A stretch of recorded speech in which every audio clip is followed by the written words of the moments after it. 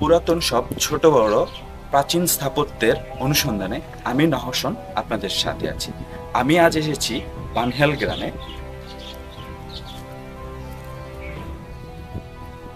এই সেই বানহেল গ্রামে একটি পুকুর পাড়ে এসেছি, যেখানে আমরা দেখতে পাচ্ছি একটি সান বাঁধানো ঘাট।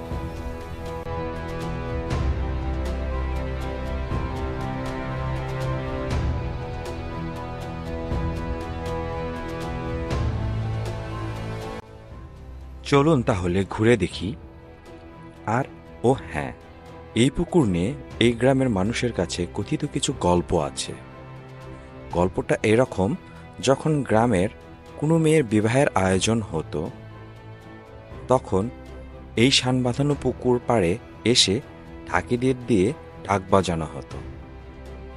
আর বাজানোর এক পর্যায়ে সোনার গহনা ভর্তি দুটি সোনার চালন উঠত এসে। এই ঘাট থেকে নিয়ে কনেকে এই গহনা পরিয়ে বিবাহ সম্পূর্ণ করা হতো। বিবাহ সম্পূর্ণ হলে এখানে আবার ঢাক বাজিয়ে ভেসে দেওয়া হতো চালনকে। ভাসতে ভাসতে ঠিক মাঝখানে মিলিয়ে যেত।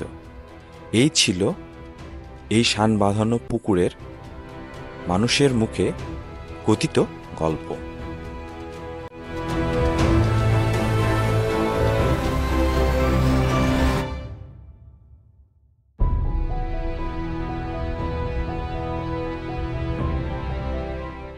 ভিডিওর শুরুতে আমি শুধু এই গ্রামের নাম বলেছি। গ্রামটি বগুড়া জেলার শেরপুর থানার বিশালপুর ইউনিয়নে অবস্থিত। তাহলে গ্রামটি বগুড়ায় অবস্থিত।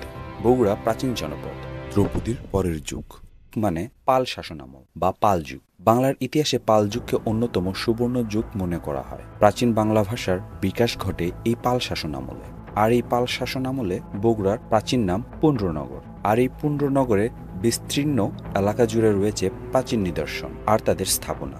এটিও ধারণা করা হচ্ছে এই শান বাঁধানো ঘাটটি প্রাচীন। এটি মূলত নির্মাণ হয়েছে চারকোনা পাতলা পোড়া মাটির ইট দিয়ে।